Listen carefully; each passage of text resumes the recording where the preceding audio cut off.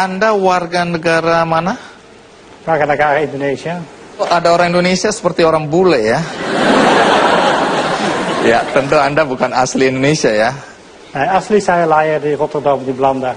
Ya, terakhir kali saya di sana itu mungkin ya 20 tahun lalu. Oh, jadi Anda belum pernah pulang kampung? Saya bukan pulang kampung, pulang ke Belanda di tahun 2001. Oh iya ya, kampungnya sekarang sudah di Halmahera, saya lupa sekali ya. Nah, tapi 2001 terakhir kali saya pulang ke Belanda. Anda lebih merasa orang Indonesia atau orang Belanda ya?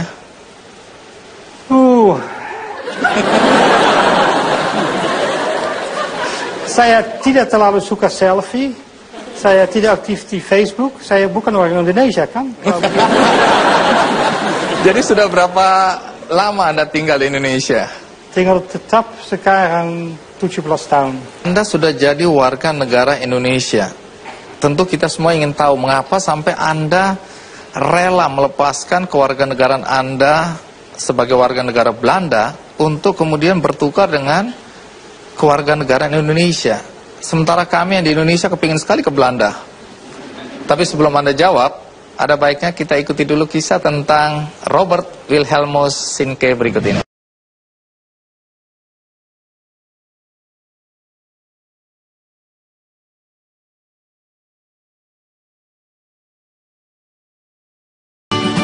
Indonesia terkenal akan keindahan alam dan keberagaman budayanya dengan ribuan pulau berjejer dari Sabang sampai Merauke menjadi magnet bagi wisatawan asing untuk datang ke Indonesia. Robert Wilhelmus Sienke atau yang lebih akrab disapa Rob adalah pria asal negeri kincir angin Belanda yang datang ke Indonesia karena sering membaca literatur dan juga bertemu dengan masyarakat Indonesia yang bercerita tentang keindahan alam Indonesia. Beberapa tahun kemudian, Rob kembali lagi ke Indonesia, kali ini mengunjungi Halmahera, Maluku Utara. Rob mengaku langsung jatuh cinta dengan daerah ini. Dan akhirnya pada tahun 1997 memutuskan untuk tinggal di Halmahera dan tidak akan kembali ke Belanda. Ia pun kemudian menikahi perempuan asal Halmahera yang bernama Linda pada tahun 2005. Setelah menikah, Rob mengajukan permohonan untuk menjadi warga negara Indonesia dengan berbagai usaha dan upaya serta bantuan dari istri dan kerabatnya. Rob akhirnya resmi menjadi warga negara Indonesia pada tahun 2008. Tidak hanya sampai di situ, ia pun kemudian tergerak untuk berbuat sesuatu untuk Indonesia. Tahun 2011, Rob membangun sebuah resort di Halmahera Tengah, Maluku Utara yang bertujuan untuk menjaga kelestarian alam Halmahera dan juga membantu meningkatkan ekonomi masyarakat sekitar dari industri pariwisata. Pria yang pernah meraih penghargaan Kalpataru tahun 2009 ini ingin mengajak masyarakat bersama-sama menjaga alam dari perusakan hutan akibat penambangan. Maluku Utara memiliki lebih dari 20 spesies burung. Salah satunya adalah burung bidadari, yang terancam punah jika habitatnya tidak dilindungi. Harapan saya, suami saya jangan pernah berhenti memberikan pengenalan kepada masyarakat Halmahera dan masyarakat luas yang ada di Indonesia betapa pentingnya konservasi alam yang ada di Indonesia, baik di laut maupun di hutan. Mari mencintai alam yang kita punya, bahwa alam yang kita punya itu ada untungnya. Jika kita simpan hari ini, maka untungnya untuk masa akan datang. Mari Mr. Rob, jangan pernah takut untuk berbuat yang terbaik untuk bangsa ini. Selain itu, berbekal pengalamannya sebagai guru, Rob bersama istri mendirikan PAUD dan yayasan pendidikan yang diberi nama Sawai Ekowisata yang terletak di Desa Sawai Itepo. Hal ini ia lakukan karena masih banyak warga di sekitar tempat tinggalnya yang masih belum bisa membaca dan menulis. Kedepannya, pria yang mendapat kepercayaan dari masyarakat menjadi kepala kelurahan di Pulau Lembe ini ingin memberikan lebih banyak kontribusi untuk negeri tercinta Indonesia.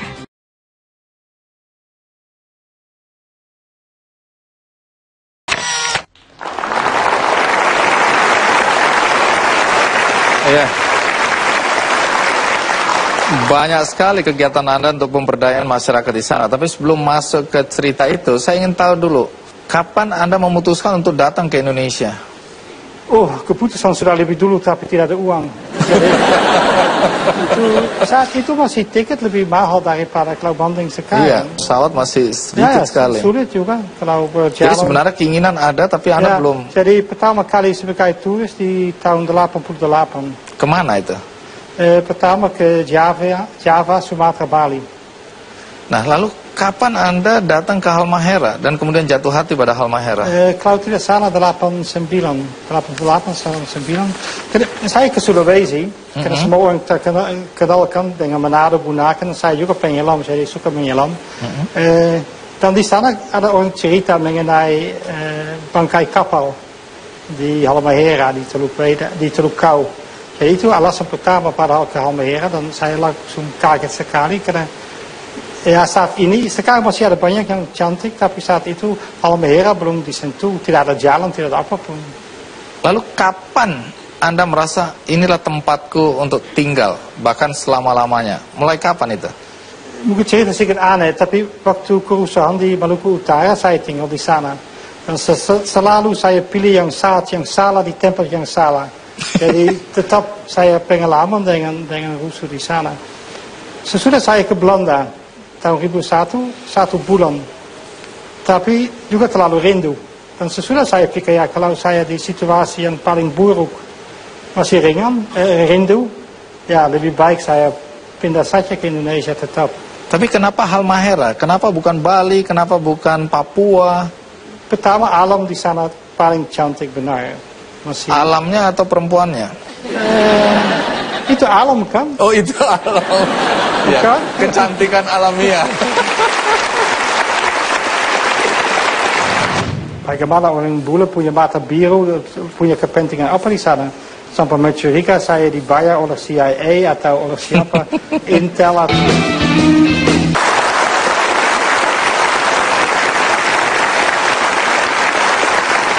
Terima kasih, Anda masih bersama saya di acara Kick Candy, dan tamu kita masih dengan Pak Robert Wilhelmus Sinke, atau biasa dipanggil Rob, tapi saya panggil Pak Rob aja ya.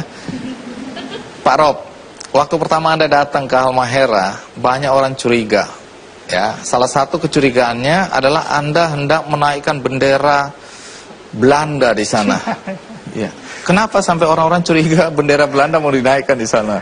Mungkin karena ada bendera, dia mirip untuk kapal selam kalau menyelam, ada kode kan, supaya orang tahu ada orang menyelam. Padahal sering orang lain tidak tahu, tapi yang penyelam tahu. Saya tahu, ya mungkin karena dia juga ada merah dan putih, dan mungkin ada cahaya biru di belakang atau apa, mereka pikir itu sudah bendera dari Belanda atau apa, saya tidak terlalu mengerti. Tapi saya bisa mengerti mengapa masyarakat kurang mengerti dulu. Mengapa ada orang gila mau sendiri, mau bayar orang lain, padahal untuk menyelam. Kalau tidak ada cari harta karun atau cari ikan. Jadi mereka curiga ya? Ya, mereka tidak mengerti. Kan mengapa ada orang bule lain mau bayar masuk di laut. Mereka tidak sadar ada binatang tidak bisa dapat di luar Halmahera, yang spesies endemik. Mereka tidak juga sadar alam cantik begitu dan indah. Tapi sekarang, dan itu saya juga senang bisa di program ini, masyarakat jauh lebih percaya diri, dan mereka juga mengerti, ya benar terus ada orang Amerika, Jepang, Taiwan, Eropa masuk di mereka punya wilayah, jadi mereka tidak rasa terlalu, ya minder lagi, tapi mereka juga rasa bangga apa mereka punya. Orang asing sekarang sudah terbiasa di sana, masyarakatnya juga sudah bisa menerima ya, tapi mereka juga rasa itu artinya ada yang khusus di sini, yang khas, mengapa orang asing mau berjalan ke sini. Jadi juga itu paling penting, kalau orang tidak percaya diri, mereka juga tidak terlalu peduli anak ke sekolah, kan mengapa kan kita sudah di sini sampai mati di sini. Iya. Tapi Anda juga pernah dicurigain mau menjual tanah itu untuk Oh ya, perusahaan pertambangan. Sampai acara dari pahlawan untuk Indonesia di Jakarta masih ada jurnalis juga tanya bagaimana orang bule punya mata biru, punya kepentingan apa di sana. Sampai mencuriga saya dibayar oleh CIA atau oleh siapa, Intel atau ya. Tapi itu, tampang Anda CIA sih ya, ada. Atau ya. saya ya, nah ada mikrofon. Kembali ke soal tadi kita lihat Anda mendirikan PAUD, pendidikan anak usia dini di sana ya, semacam TK. Bagaimana ceritanya kok Anda mendirikan PAUD di sana? Anda dan istri ya? Jadi ya mulai kena marah padahal, mulai kena jengkel bagaimana di sana orang bukan bodoh. Saya paling marah kalau orang bilang, oh ini kampung yang bodoh. Bukan bodoh, tidak punya kesempatan ke sekolah. Itu berbeda jauh, ada banyak pintar sekali. Tapi 70% dari orang sudah tua benar tidak tahu tulis, tidak tahu baca. Karena dulu wilayah ini terisolir sekali, tidak ada jalan. Lalu apa yang Anda lakukan bersama istri? Nah, pertama kita pinjam satu kelas dari SD dan cari, ada guru padahal di kampung itu yang lucu, ada orang punya sertifikat untuk guru. Tapi Pemda tidak pakai, jadi kita bayar gaji dan berkumpul anak dan berkumpul barang dan mulai. Dan sekarang kita bangga karena ada bikin bangun sendiri dan mudah-mudahan bulan depan sudah buka. Ini sekolahnya. Saya tahu selalu harus hati-hati berbicara di depan umum, tapi semua orang bisa berpikir mengapa dulu tahun 2005 masih ada 900 izin untuk tambangan, sesudah di tahun 2014 ada 10.000. Astaga, ini mudah-mudahan Menteri Lingkungan Hidup kita dengar itu ini ya. Sekarang, itu sudah di bawah Presiden SBY, dia sadar sekali apa terjadi kalau kasih kewenangan ke Pemda untuk kasih keluar izin pertambangan, itu dari dulu salah sekali. Kalau kita lihat kembali ya, dengan kondisi yang ada sekarang, dengan keberadaan Anda, terus kemudian Anda memberdayakan masyarakat, mendidik masyarakat, apa perubahan yang paling terlihat pada masyarakat? Lebih percaya diri, lebih bangga dengan apa mereka punya. Orang di sana ada banyak suku.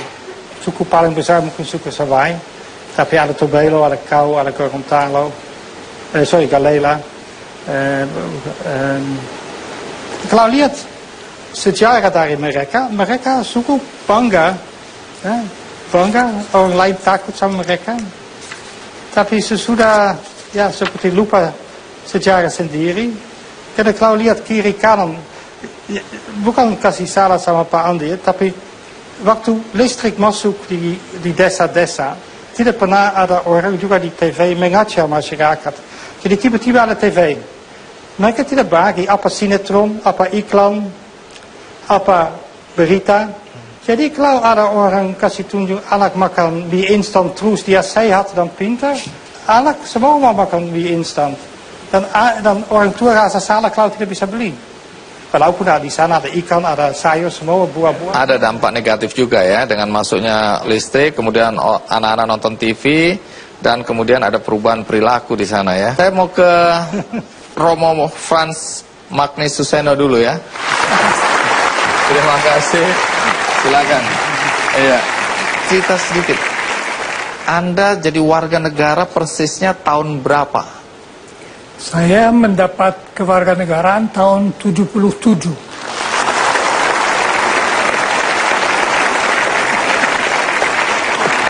Sementara Anda sendiri masuk Indonesia tahun berapa? Saya masuk Januari tahun 61.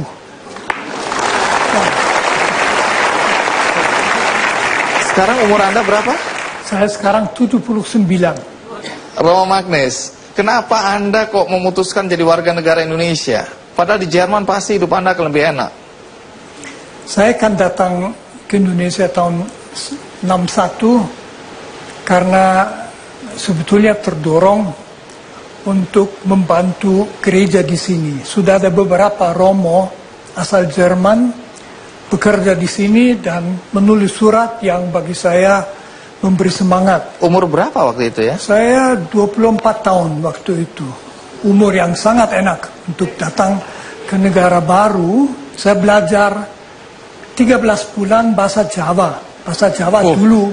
Sakit toh panjenengan. Sakit segede-segede.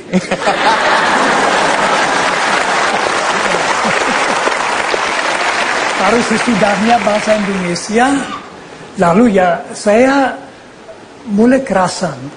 Sebenarnya saya mulai kerasan tahun 64, tahun 70 saya mengajukan permohonan menjadi warga negara, butuh 7 tahun sampai akhirnya. Sesudah 7 tahun baru dikasih. Ya. Tapi sesudah itu menyesal atau tidak sekarang ini jadi warga negara Indonesia? Oh, saya tidak pernah menyesal.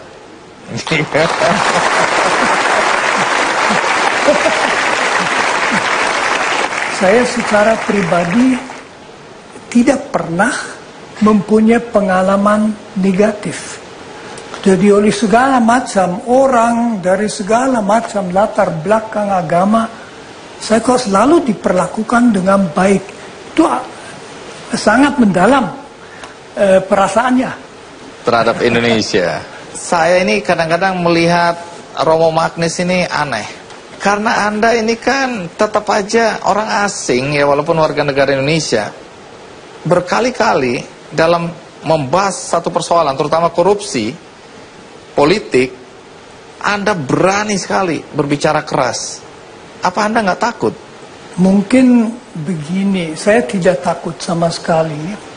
Saya juga belum pernah diancam, dikritik, ya tentu saja. Kalau saya mengkritik, orang lain juga boleh mengkritik saya, ya itu jelas. Tetapi saya sebetulnya mulai bicara karena selalu diminta bicara oleh mahasiswa, diminta bicara oleh akademisi atau macam-macam. Ya saya bicara, saya berpendapat bahwa mungkin di dunia ini orang tidak terlalu banyak, tetapi terlalu sedikit bicara. Kalau saya bicara salah, ya saya kan dikoreksi, nggak apa-apa. Tapi kalau saya melihat sesuatu yang menurut saya perlu diperingatkan, dan saya diam, sebetulnya nggak benar. Dan saya dalam situasi yang enak, saya jadi dosen, guru besar, ya kalau saya lalu tutup mulut, gimana? Apa nggak malu itu mungkin lah.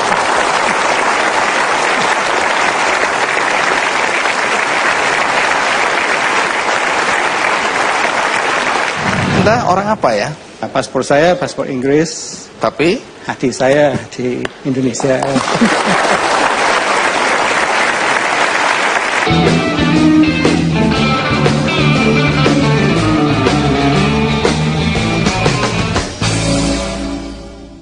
Dipersembahkan oleh Permata Bank, jutaan keluarga, satu bank.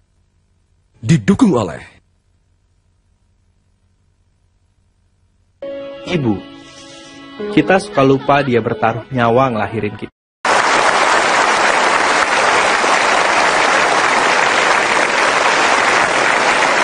terima kasih Anda masih bersama saya di acara Kikendi, dan topik kita kali ini adalah orang-orang asing atau orang-orang bule yang mencintai Indonesia, bahkan rela melepaskan kewarganegaraan mereka untuk menjadi warga negara Indonesia.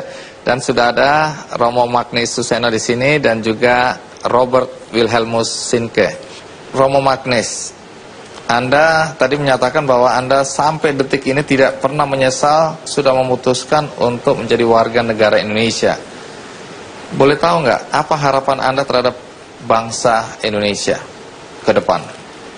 Sebetulnya harapan saya agar Indonesia semakin melaksanakan cita-citanya. Saya mengharapkan Indonesia mau saling menerima, itu yang paling penting, kita saling menerima. Indonesia itu berbeda dari Sabang sampai Merauke, hanya bisa bersatu kalau kita bersedia saling menerima dalam perbedaan. Itu sebuah seni. Saya juga mengharapkan bahwa bangsa ini membuat nyata yang jelas ada di dalam Pancasila dan Undang-Undang Dasar. Bangsa Indonesia mesti solider. Solider berarti solider dengan orang yang kurang beruntung, yang ekonominya lemah. Jadi jangan Indonesia terbagi dua, 40% itu maju-maju terus, bangsa mol-molan, dan sisanya ya tetap susah. Bangsa ini akan bagus kalau orang kecil juga melihat bahwa bagi anaknya ada masa depan yang lebih baik. Ya. Kalau orang Halmahera, apa harapannya? Nah, ada dua, boleh? Oh boleh. Pertama pendek sekali, saya harap masyarakat benar merdeka kalau sudah berhenti rokok. Masyarakat harus merdeka dari rokok. Iya, itu pendek saja, bisa cerita panjang tapi cukup. Hal lain, saya rasa mungkin semua orang sudah pernah lihat Spider-Man, dan yang kata yang legendaris, with big power also comes great responsibility.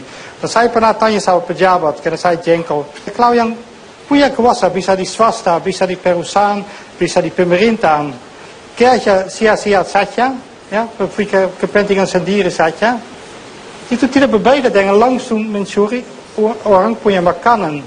Ya. Jadi mereka tidak rasa salah, tapi harus rasa salah sekali. Walaupun tidak korupsi, tidak pencuri, tapi kalau menerima bertanggung jawab, tapi sesudah terlalu malas, itu sama pencuri, sama tidak ada undang-undang saya tahu, tapi harus ada padahal. Kalau kurang berfungsi, tidak bau gereja, membuka proyek-proyek saja supaya di sana 10%, di sana 10%, proyek tidak ada guna, itu sama langsung tidak lebih baik daripada toki pintu, ambil orang punya piring. Baik. Terima kasih Pak Rob, terima kasih Romo Magnis sudah bersama kami. Itu tadi Romo Magnis dan Pak Robert Wilhelmus Sinke menceritakan pengalamannya sebagai orang asing yang sudah menjadi warga negara Indonesia. Dan tamu kita berikutnya adalah orang yang juga sudah puluhan tahun berada di Indonesia, sudah membantu banyak sekali pemerintah Indonesia. Tapi bagaimana nasibnya saat ini? Mari kita sambut Hywel Coleman. Iya, Pak Hywel, terima kasih banyak ya. Terima kasih banyak. Sudah datang. Silakan duduk. Terima kasih. Pak Hywel, Anda orang apa ya? Paspor saya paspor Inggris. Tapi hati saya di Indonesia.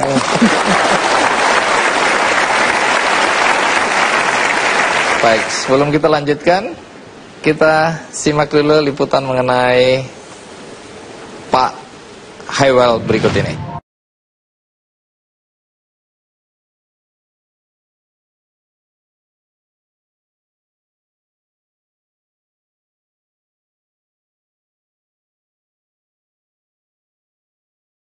Hywel Coleman adalah pria berkebangsaan Inggris yang sudah lebih dari 40 tahun menginjakan kaki di Indonesia. Kecintaannya akan Indonesia membuatnya selalu kembali ke negeri ini.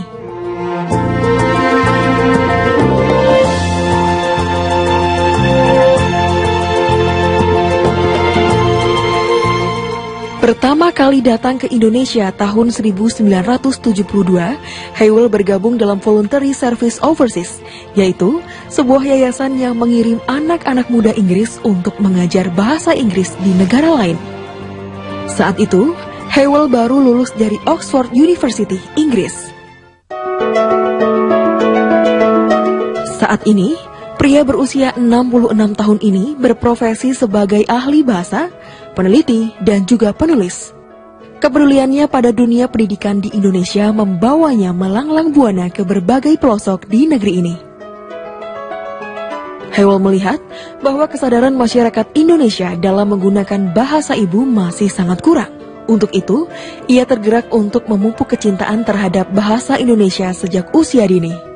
Tahun 2001, Hywel bergabung dengan Kementerian Pendidikan Indonesia sebagai konsultan dalam proyek pengembangan sekolah dan proyek pengembangan mutu guru di Indonesia dengan membantu sekitar 4.000 sekolah tingkat SD dan SMP, terutama sekolah-sekolah miskin di pelosok Indonesia.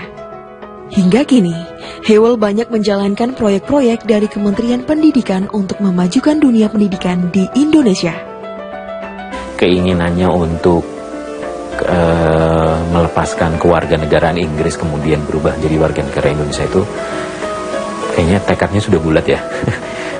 Pak Hywel adalah aset untuk Indonesia. Jadi harapan saya, kalaupun ada hal-hal yang perlu dilanjutkan untuk diselesaikan. Mohon mudah-mudahan pemerintah bisa memberikan jalan kepada Pak Haiwel untuk bisa memperoleh kewarganegaraan.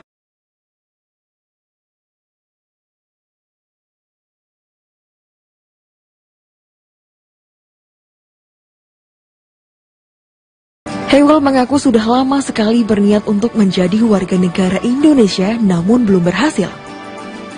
Kenyataan tersebut tidak membuatnya patah semangat. Dirinya mampu menyesuaikan diri dan menyatu dengan warga sekitar. Kedekatannya dengan masyarakat juga membuat Haiwel peduli dan terlibat dalam kerukunan bertetangga dan Karang Taruna Kampung Setangga.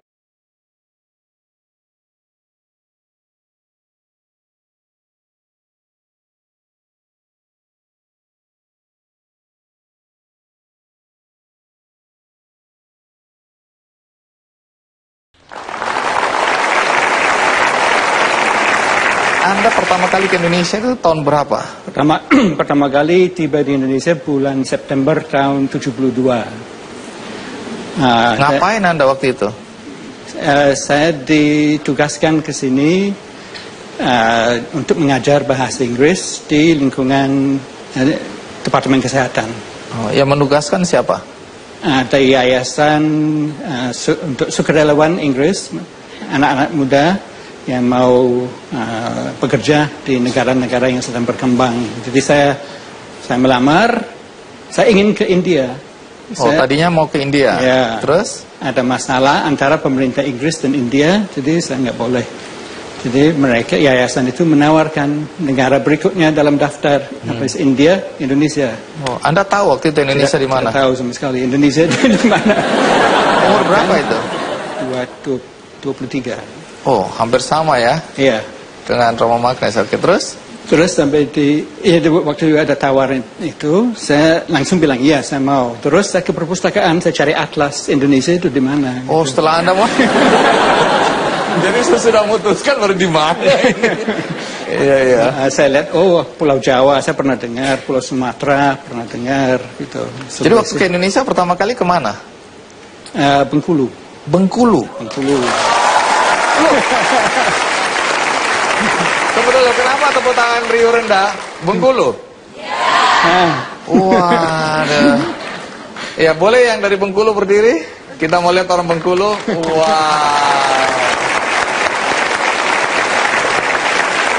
Baik, terima kasih. Terus di Bengkulu Anda ngapain? Saya mengajar bahasa Inggris, terutama untuk dokter-dokter yang ada kesempatan untuk belajar ke luar negeri, tetapi bahasa Inggrisnya belum cukup. Terus dari Bengkulu kemana lagi? Oh, pindah-pindah. Dari dalam proyek yang sama, Bengkulu, Lombok, Lampung, Palembang, Kendari, Banda Aceh, Pekanbaru, Pangkinang. Waktu Anda datang ke Indonesia, apa yang membuat Anda paling terkejut atau paling kaget atau shock? Wah, banyak sekali. Komunikasi, saya tidak bisa berkomunikasi sama sekali. Bahasa Indonesia nggak ngerti? Sama sekali, satu kata pun saya tidak tahu. Makanan bagaimana makanan? Nggak ada masalah. Dari awal tidak ada masalah. Sangat cocok. Oh, oke. Saya pikir orang Inggris kena sambal kan pusing gitu ya. Nggak ada masalah itu ya? Mungkin perutnya perut Indonesia juga. Ya.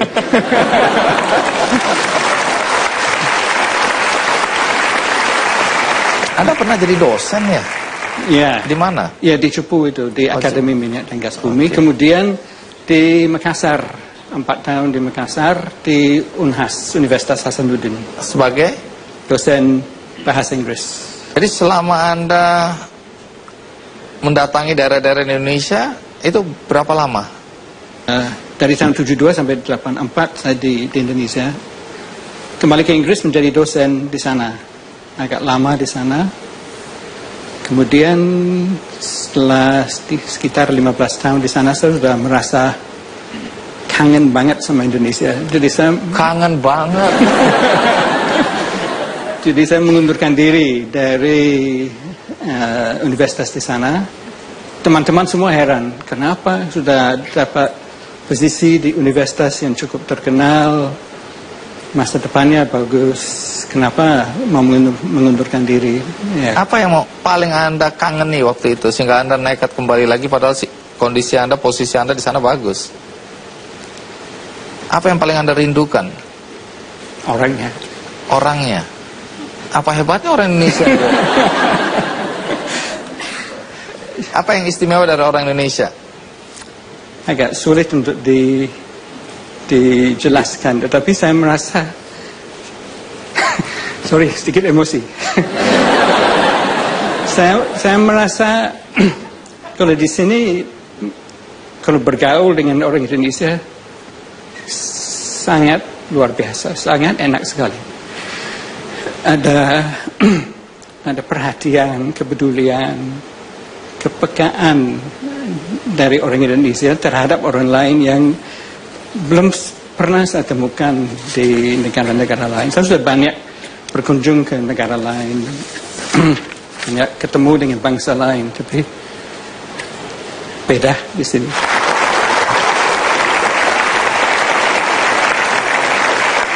Ki Hajar Dewantoro pernah mengatakan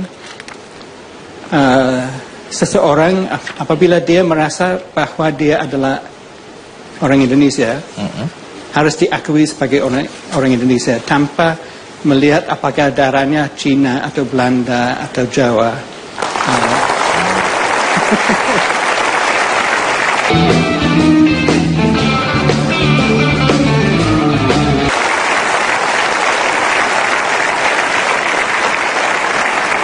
Pak Haiwal, kalau kita lihat tadi bagaimana Anda dari umur 23 tahun Anda sudah datang pertama kali ke Indonesia.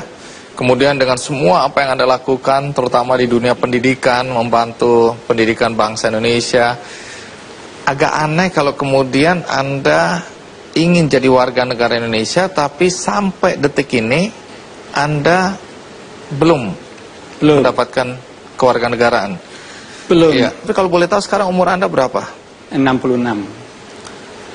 Bahkan saya dengar Anda sudah menyiapkan makam Anda sendiri untuk katakanlah perjalanan hidup Anda berakhir di Indonesia. Saya sudah pesan sama teman-teman,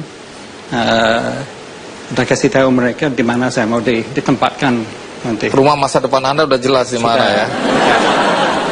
Iya. Menarik karena itu berarti Anda ingin juga dimakamkan di Indonesia. Insya Allah. Jadi sama sekali tidak ada keinginan untuk balik ke Inggris. Tidak. Baik, menarik karena saya pertama kali kenal Pak Haiwal beberapa tahun yang lalu dan yang memperkenalkan ada di sini Pak Udaya. Nah, Pak Udaya boleh berdiri Pak Udaya. Iya. Pak Udaya ini tokoh pendidikan juga, punya sekolah, punya komitmen yang tinggi pada dunia pendidikan dan karena itu bertemu dengan Pak Haiwal ya. Seberapa lama perjuangan Anda untuk menjadi warga negara Indonesia? Dari tahun berapa Anda terpikirkan untuk menjadi warga negara Indonesia? Saya tidak ingat persis, tapi kira-kira sekitar tahun 2000 mungkin. Nah, pada waktu saya mengundurkan diri dari universitas di sana, kembali ke Indonesia tahun 2001, saya sudah tahu harapan saya akan tinggal di sini untuk selamanya. Tapi saya agak bingung caranya bagaimana. Selama itu kalau saya bekerja, saya dapat visa kerja, jadi tidak ada masalah. Tetapi saya tahu akan suatu saat saya tidak bisa bekerja lagi mungkin. Jadi caranya bagaimana supaya saya bisa menetap, satu-satunya jalan ya dengan masuk WNI. Dan ya saya sudah merasa bagian dari Indonesia. Ki Hajar Dewantoro pernah mengatakan seseorang apabila dia merasa bahwa dia adalah orang Indonesia, harus diakui sebagai orang Indonesia tanpa melihat apakah darahnya Cina atau Belanda atau Jawa.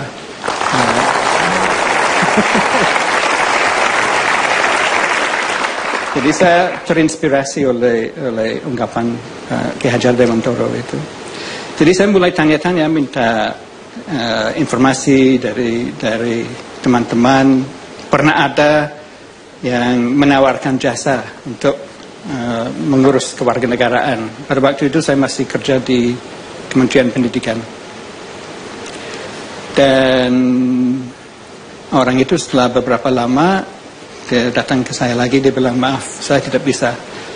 Alasan tidak bisa? Tidak jelas. Dia bilang dia sudah ketemu dengan seseorang dan orang tersebut mengatakan mustahil.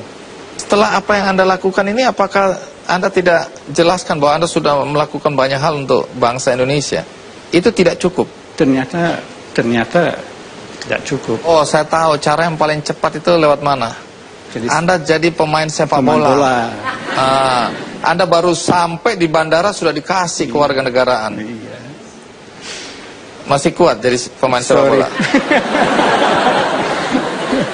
Sedih ya kita lihat orang seperti Pak Haiwal yang sudah mengabdi untuk bangsa Indonesia, tapi untuk menjadi warga negara tidak bisa. Orang yang baru datang hanya karena olahraga dan belum tentu nasionalismenya tinggi, sudah dinaturalisasi. Tapi nggak apa-apa Pak Haiwal, Tuhan mendengar percakapan kita ini. Lalu upaya Anda sekuat apa waktu itu? Ya, jadi kemudian saya mulai menggunakan, setelah saya tidak bekerja lagi di kementerian, saya tidak bisa memperoleh visa kerja, saya memakai visa lansia sekarang. Visa lansia yang berlaku selama 1 tahun dan harus diperpanjang setiap tahun. Waktu itu saya belum mengerti peraturan bagaimana. Terus saya cerita dengan seorang teman, Profesor Fuad sangat peduli seperti Pak Udaya, sangat memperhatikan saya. Dan dia memperkenalkan saya dengan seorang mantan pensiunan pejabat di imigrasi. Dan dari orang itu, saya memperoleh fotokopi peraturan semua. Jadi baru pada saat itu saya bisa mengetahui, oh peraturannya begini. Dan setelah saya mempelajari, saya pikir sebenarnya saya sudah memenuhi persyaratan. Peraturan intinya kita harus berada di sini selama 5 tahun berturut-turut atau 10 tahun berturut-turut. Anda sudah lebih. Sekarang sudah 26 tahun menetap. Jadi saya kembali lagi ke agen itu. Dia mengatakan, nah saya tidak tahu gimana ini. Dia mengatakan bukan 5 tahun berturut-turut dengan jenis visa yang sama. Dari instansi yang sama. Berarti setiap ganti instansi mulai lagi dari nol. Itu kayak di pompa bensin ya. Kita mulai dari nol ya Pak. Baik, jadi upaya Anda sebenarnya sudah cukup besar ya, cukup kuat. Tapi faktanya sampai sekarang nggak dapat. Dan kita akan ikuti terus kisah tentang Pak Haiwal. Dan ada satu lagi orang bule yang akan menjadi tamu kita. Siapa dia? Saya akan segera kembali. Anda berasal dari mana? Saya lahir di Skotlandia, besar di Australia, dan lebar di Indonesia.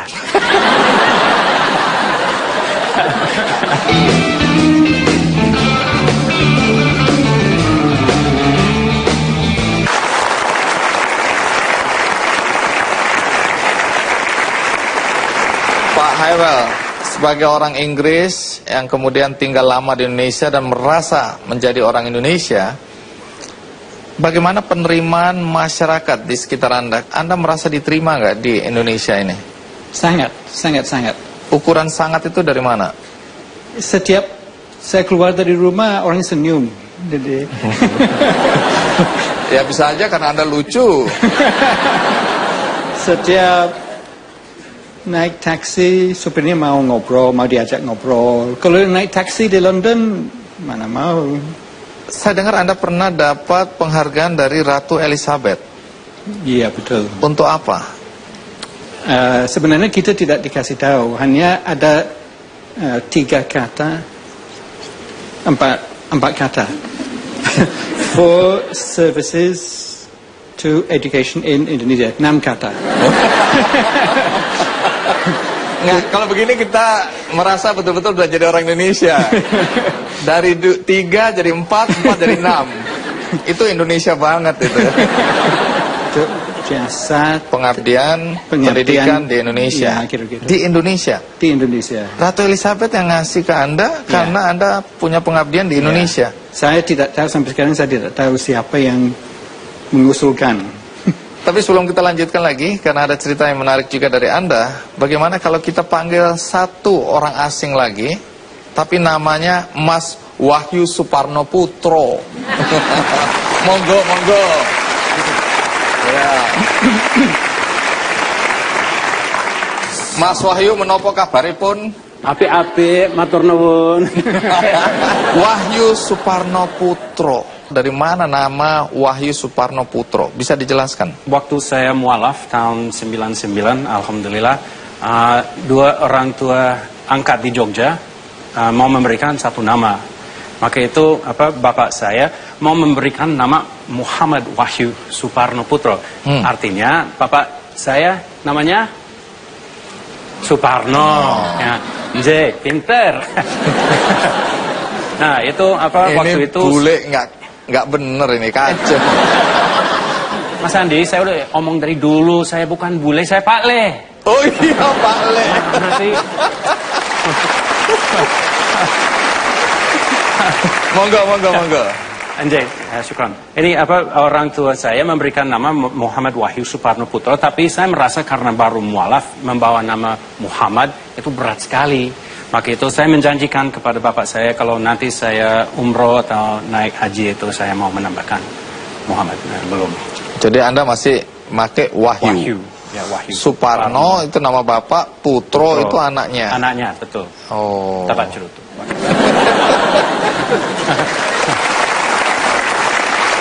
Anda berasal dari mana? Saya lahir di Skotlandia, besar di Australia, dan lebar di Indonesia. Udah berapa lama Anda sebenarnya di Indonesia? Kalau sebenarnya itu ada 21 tahun, tapi domisilinya dengan visa kitasnya itu dari 97, berarti berapa tahunnya? 18 tahun. Terima kasih. Jadi profesi Anda apa sekarang ini? Sekarang ya masih nyapu sini, nyapu sana. Tampil sini, jatuh sana. Ya sedikit-sedikit ya, ada acara yang kami bikin sendiri untuk di luar negeri. Ya masih kadang-kadang masih tampil masih.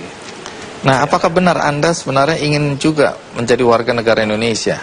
Memang dari dulu hanya itu yang saya harap sebelum saya juga ajalnya sudah datang, insya Allah. Insya Allah.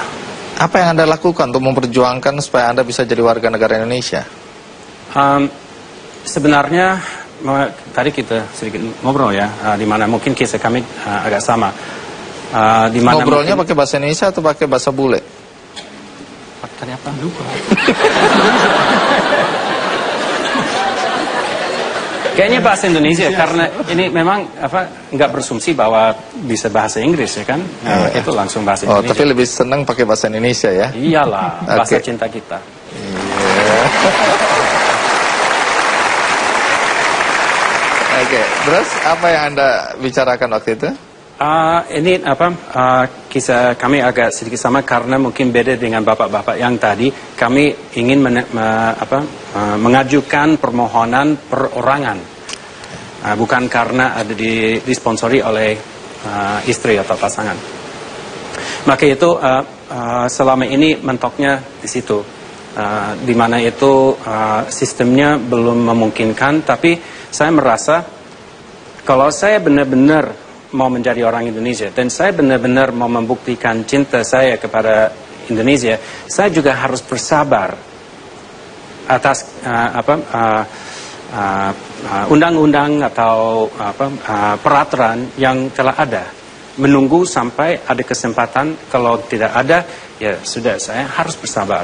Kalau tidak, itu seolah saya merasa kepentingan diri sendiri lebih penting daripada bangsa ini. Dan itu tidak boleh. Jadi itu bentuk kecintaan Anda pada Indonesia adalah bersabar. Bersabar, ya. Menunggu kesempatan. Tapi, mengapa ya Anda ingin jadi warga negara Indonesia? Semua orang yang ada di hati saya ada di sini. Itu dua orang tua angkat saya di Jogja, serta adik-adik. 3 anak angkat saya yang saya besarkan sampai satunya sudah menikah, insya Allah tahun depan satunya lagi mau menikah, satu lagi di pesantren, semuanya dari usia SD. Maka itu ini mereka anak-anak jalanan atau anak-anak jalanan? Ya. Yang menjadi benar-benar keluarga saya, menjadi orang yang saya benar-benar cinta sepenuh hati. Dan itu kalau melepaskan dari Indonesia, saya merasa saya kehilangan keluarga saya, kehilangan semua yang ada di hati saya. Kalau di Indonesia juga ini kalau dalam 20-an tahun seperti ini berada di sini, itu pasti sudah merasa seperti sudah menjadi orang Indonesia. Dimana kadang-kadang saya sendiri lupa. Nih saya pernah kejadian kalau orang kita gimana? Saya bukan orang kita ya. Tapi kadang-kadang saya lupa bahwa saya bukan orang Indonesia. Iya. Itu lupa bahwa Anda juga fisiknya bule gitu ya. Pak Le maksudnya. Ya, tapi saya nggak lihat ke sini kan, saya lihat dari sini keluar. Maka itu saya juga tidak melihat bahwa ini orang Indonesia beda dengan manusia lain, tidak sama sekali. Orang Indonesia sama-sama luar biasa. Orang Indonesia, saya itu kadang-kadang masih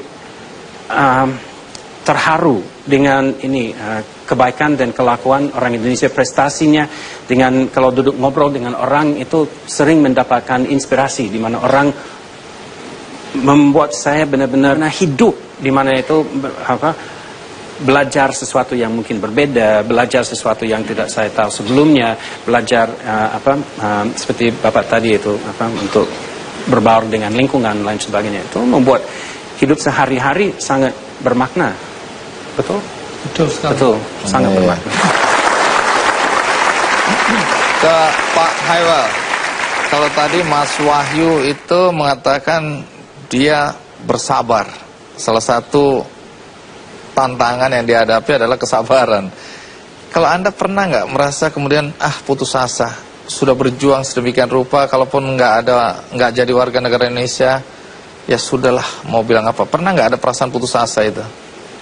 Terus terang baru-baru ini saya sudah mulai sepertinya tidak ada harapan.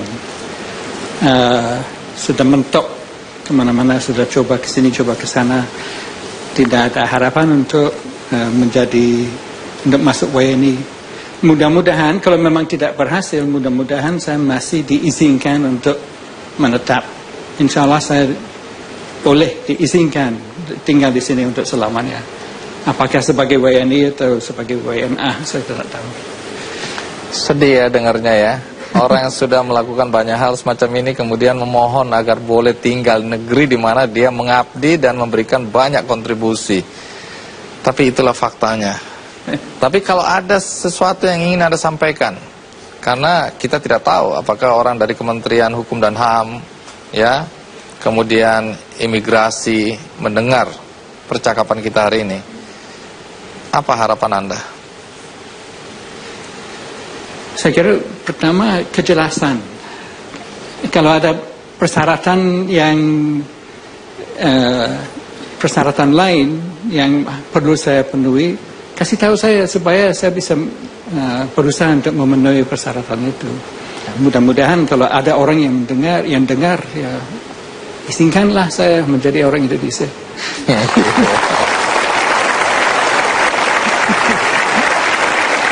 Kalau Mas Wahyu? Karena saya mualaf di Indonesia ya, berarti itu batin saya sudah merasa sangat terikat di Indonesia. Dan itu karena saya benar-benar percaya kepada Allah Subhanahu wa Ta'ala. Saya merasa saya menserahkan semua kepada Allah.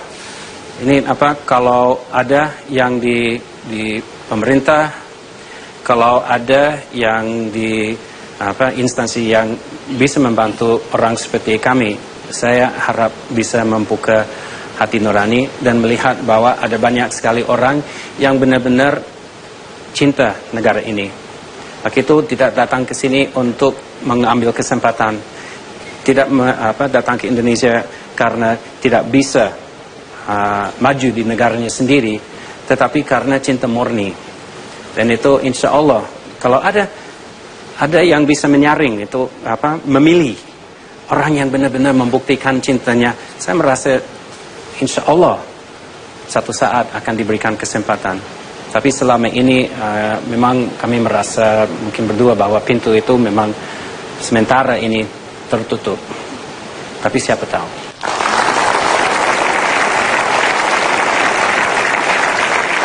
Kita doakan ya orang-orang yang selama ini sudah membuktikan diri dalam pengabdian di negeri tercinta ini, yang sekarang lagi berjuang untuk mendapatkan kewarganegaraan Indonesia. Bukan cuma Mas Wahyu dan Pak Haywell, tetapi juga banyak orang-orang di luar sana yang masih menunggu terbukanya pintu sehingga mereka bisa mengabdi dengan perasaan tenang. Dan kalau toh akhirnya harus meninggalnya juga dengan tenang. Terima kasih.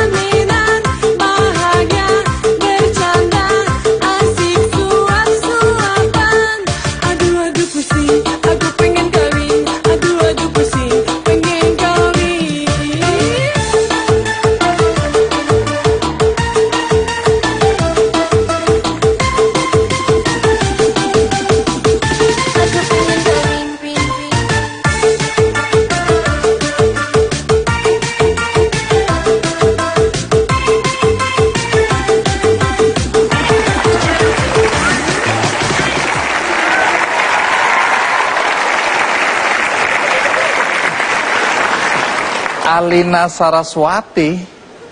Iya. Jadi namamu siapa? Ini nama saya. Iya. Tapi asli nama Salim Gareba Alina Venerovna. Susah ya? Lebih baik kalau Saraswati aja. Oh, jadi lebih mudah Alina Saraswati. Yes. Dari mana? Saya dari Rusia. Rusia. Rusia ya. Iya. Sudah berapa lama di Indonesia? Saya sudah 4 tahun di Indonesia. 4 tahun. Tadi nyanyi lagu ngerti artinya apa? Pasti ngerti. Sebelumnya saya translate tahu. Oh, jadi ngerti apa yang dinyanyikan tadi ya? Pasti. Oke. Tahu mengerti. Jadi nggak enak gitu. Ya, Alina. Ya. Saya dengar Alina juga suka Indonesia. Bukan suka, cinta. Cinta. Kenapa Alina cinta Indonesia? Dari pertama kali saya ke Indonesia, saya sudah jatuh cinta sama Indonesia. Saya kerja model, dari 18 saya jalan banyak tempat ya, di Eropa, Middle East, banyak tempat di Asia. Tapi ketika saya datang ke Indonesia, ini country yang terbaik buat saya. Saya sudah lihat banyak ya. Pertama, saya suka about Indonesia, orang Indonesia. Orang Indonesia selalu senang, senyum, bercanda, dan very friendly.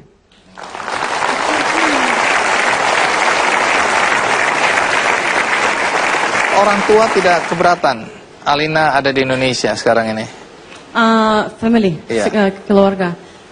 Ya, mama dan adik sudah kesini 2 kali. Oh, mereka suka? Mama suka banget, tapi adik dia nggak suka macet. Oh, macet. Saya juga nggak usah adiknya, saya juga nggak suka macet. Saya nggak suka juga macet. Berarti kita ada kecocokan ya. Kenapa Alina suka nyanyi lagu dangdut? Pertama kali saya datang ke sini, saya sudah ada teman orang Indonesia dan mereka tinggal di Cibubur. Terus saya ke Cibubur, lihat-lihat, dan mereka putar dangdut. Ini yang pertama saya dengar dangdut dan judulnya Bang Toib. Dari pertama kali ya saya suka dangdut. Dan kalau saya suka joget juga, dan kalau saya dengar dangdut, saya mau my body start to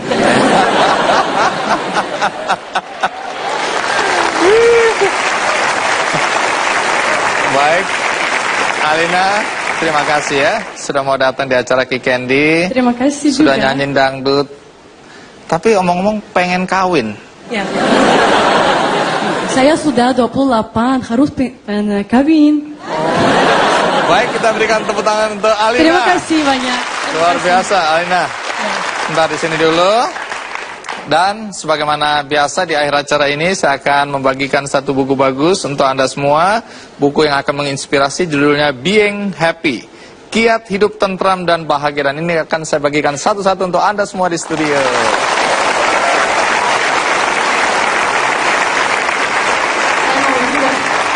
Oh, yang pertama ini memang untuk Alina.